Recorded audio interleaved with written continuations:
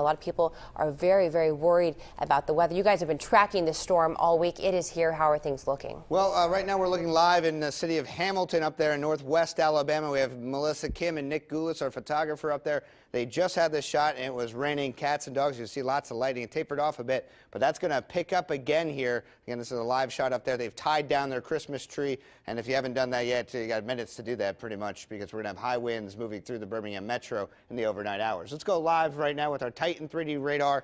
We have Chief Meteorologist Gene Norman tracking this storm moving through Haleyville. Some of the times you can see here moving through Hodge at 10:15, Hamilton at 10:20, Sulligent at 10:28, and Phil Campbell got struck by that tornado just 3 years ago. That's 10:40. You can see that storm system moving out.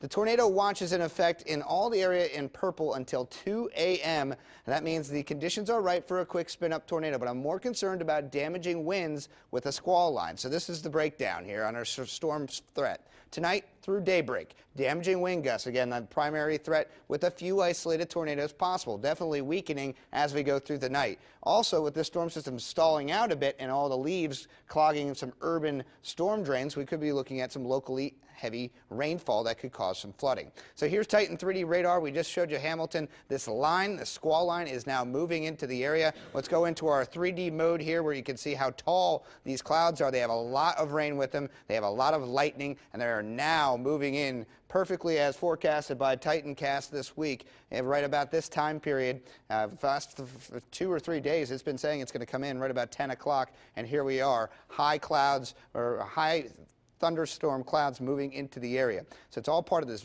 massive squall line that's now moving into Alabama. It was causing lots of problems along the Mississippi Valley, but now it's focused on us. It did produce a tornado warning in the city of Nashville. That's where you heard from Chris Womack.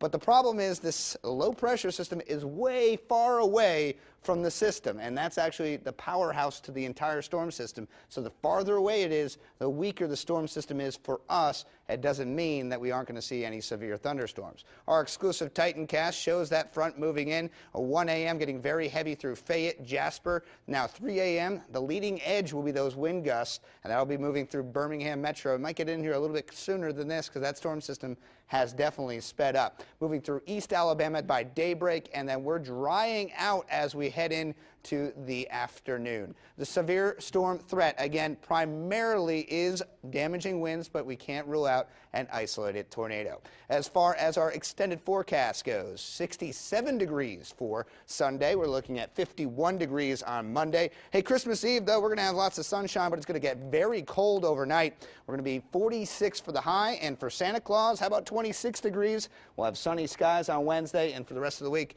staying calm. But we're focused right now tracking the storm. I'm here with Chief Meteorologist Gene Norman. We've been tracking this storm system, and it's coming in just as we were talking about. Yeah, you know, Ted, and the thing that people need to remember is that even though we don't see any tornadoes right now, we can't rule that out. There's a tornado watch in effect until 2 a.m., and it's the leading edge of these storms that is just now entering West Alabama that has the best chance to produce a brief spin-up tornado. But like you've been saying, and like we've been hearing already, the strong winds out there, up to 40, 45 miles an hour, could easily knock down trees and could produce some isolated power outages. So people need to be prepared, stay aware. We'll be with you all night long tracking these storms, and if there are warnings for tornadoes issued, we will cut in and keep you updated.